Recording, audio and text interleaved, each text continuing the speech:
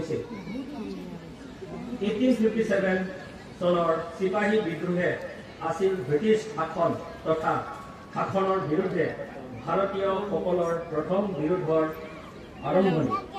এই বিৰোধ দমন কৰা হ'ল যদিও ভাৰতীয়সকলৰ মুক্তিৰ আকাংক্ষা কিন্তু ব্ৰিটিছে দমন কৰিব নোৱাৰিলে।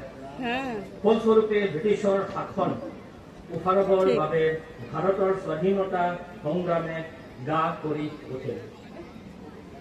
এই সময়ত সংগ্ৰামৰ প্ৰথম মূল মন্ত্ৰ আছিল স্বৰাজ আমাৰ জন্মগত সত্য। লোকমান্য তিলকে আমি ভাৰতীয়ৰ অন্তৰত স্বাধীনতা লাভৰ স্পৃহক তীব্ৰ কৰি তুলিছিল।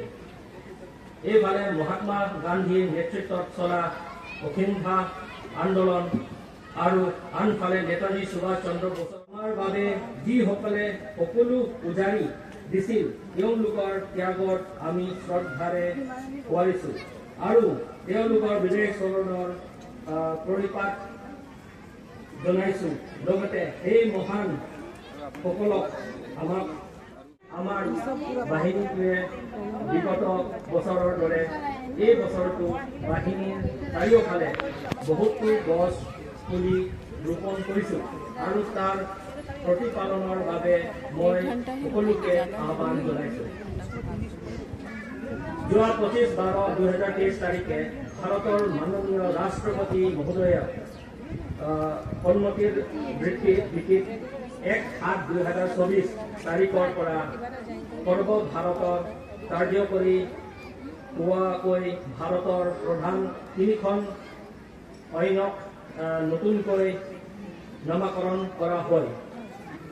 এই কথা ক'বলৈ গ'লে জনসাধাৰণৰ বাবে পুৰণি কলীয়া ন্যায় ব্যৱস্থাৰ পৰিৱৰ্তে নতুন 3খন আইনৰ দ্বাৰা জনসাধাৰণ উপকৃত হ'ব। বক্তব্য আৰু দীঘলীয়া নকৰো।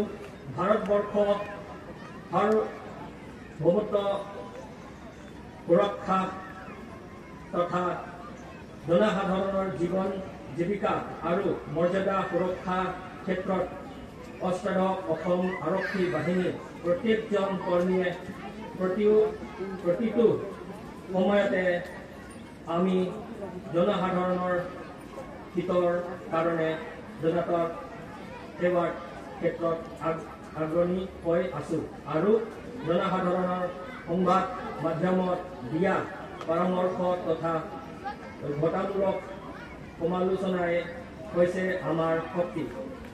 সেয়েহে সকলোৰ সুস্বাস্থ্য কামনা কৰিছো আৰু স্বাধীনতা দিৱসৰ পুনৰ শুভকামনা জনাই মোৰ বক্তব্য সামৰণি মাৰিলো। ধন্যবাদ। জয় হিন্দ, জয় আই অসম, জয় অসম আৰক্ষী।